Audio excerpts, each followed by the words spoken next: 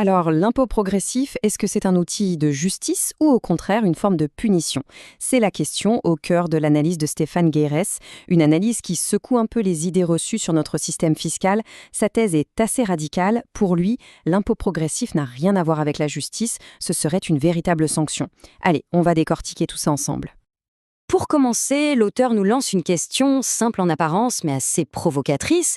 Qui est vraiment heureux de payer ses impôts? Qui fait son chèque au trésor public avec un grand sourire? Derrière cette question, il y a une critique de fond. Pour lui, cette idée que l'impôt est un acte citoyen accepté avec joie, c'est un peu un mythe. Et là, on touche vraiment au cœur de sa pensée. Pour Gers, l'impôt, ce n'est pas une simple contribution, non, c'est carrément une douleur. Et il va même jusqu'à parler de sanction. Et une sanction qui viserait qui, d'après lui? Eh bien ceux qui créent de la richesse, honnêtement. C'est une affirmation hyper forte, mais c'est vraiment la base de tout son raisonnement. Ok, donc premier point, une sanction, pas un devoir. Pour le démontrer, Gers nous propose de faire un petit retour en arrière aux origines de l'impôt progressif. Et selon lui, dès le départ, l'idée, ce n'était pas tant la justice que la punition. Et c'est vrai que quand on y pense, l'impôt progressif, ce n'est pas si vieux que ça. Ça débarque aux États-Unis en 1913 et juste après, en 1914, en France, sous l'impulsion de Joseph Caillaux. Le contexte est hyper important. Il fallait trouver de l'argent pour financer l'effort de guerre. Alors là, accrochez-vous bien aux chiffres que l'auteur met en avant. 9 fois. La pression fiscale en France serait aujourd'hui 9 fois plus élevée qu'en 1914. On serait passé d'environ 5% de la richesse nationale à 47%. C'est une explosion. Et pour lui, ça n'a plus rien à voir avec le besoin initial de financer une guerre. Donc, on voit où il veut en venir.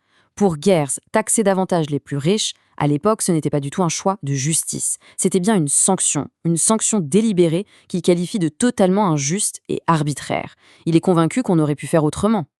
Bon, ça nous amène logiquement à la question suivante. Le riche est-il un voleur? C'est la deuxième grande partie de son analyse. Ici, l'auteur va s'attaquer de front au cliché du riche profiteur, et pour ça, il va faire une distinction qui, pour lui, est fondamentale.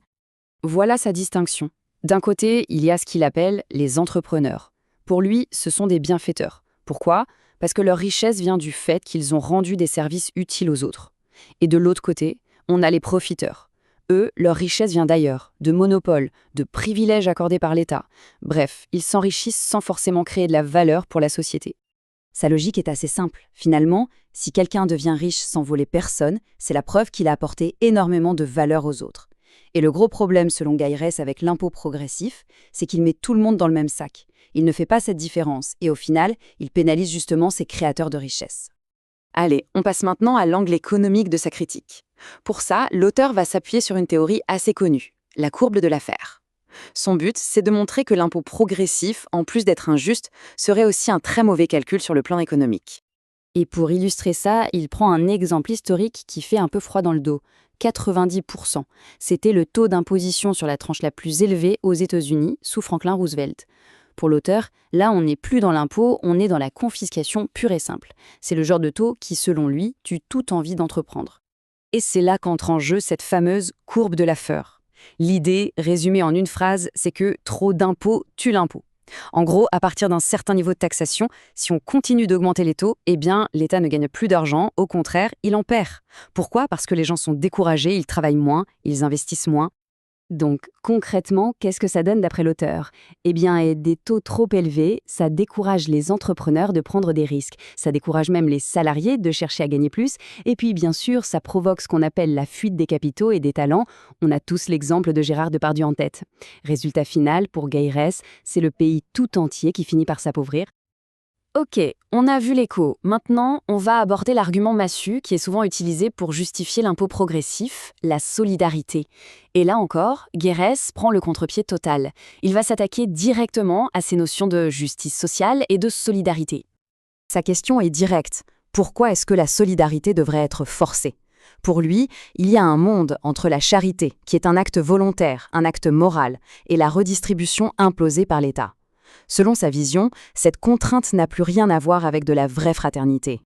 Et là, son jugement est vraiment sans appel. Pour lui, cette redistribution forcée, ce n'est pas de la solidarité, c'est de l'idéologie aveugle. Il va même encore plus loin, il utilise des mots très forts. Il parle de vol de grands chemins. Ça montre bien à quel point il rejette moralement ce principe. Bon, après avoir bien démonté le système, l'auteur ne nous laisse pas comme ça. On arrive à la dernière partie où il propose des pistes, des alternatives qu'il considère comme, je cite, moins injustes que ce qu'on a aujourd'hui. Mais juste avant de voir ces solutions, un petit récapitulatif de sa position. Pour lui, l'impôt progressif, c'est le combo perdant. C'est injuste sur le principe, c'est immoral dans sa justification, et en plus, c'est inefficace économiquement. Alors, quelles sont ses propositions? Il en met 3 sur la table. D'abord, la TVA.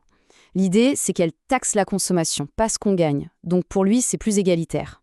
Ensuite, la fameuse flat tax, un seul et même taux pour tout le monde. Simple, efficace, sans toutes les niches fiscales actuelles. Et enfin, ce qu'il appelle les taxes à l'acte.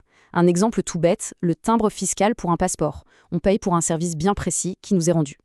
Et on arrive à la conclusion. Et pour finir, l'auteur nous propose une image assez forte, une comparaison un peu audacieuse pour nous faire réfléchir. Il met en opposition 2 modèles de société radicalement différents. C'est un choix qu'il présente de façon très tranchée. D'un côté, ce qu'il nomme l'enfer fiscal français, avec une pression qu'il juge écrasante, et de l'autre, les paradis fiscaux, des pays qui, selon lui, prospèrent justement parce qu'ils attirent la richesse au lieu de la faire fuir. Et il termine en nous invitant à une petite expérience de pensée. Il nous dit « Essayez d'imaginer notre pays en paradis fiscal, juste 2 minutes ». Dans son esprit, le résultat serait super positif pour l'immobilier, pour l'emploi, pour le niveau de vie global. C'est une vision, évidemment, qui est faite pour faire réagir. Et c'est sur cette question, directement inspirée de sa conclusion, qu'on va se quitter. Et si cet enfer fiscal dont il parle n'était finalement pas une fatalité? Et si c'était un choix politique, un choix de société? Voilà une interrogation qui laisse matière à réflexion bien après la fin de cette analyse.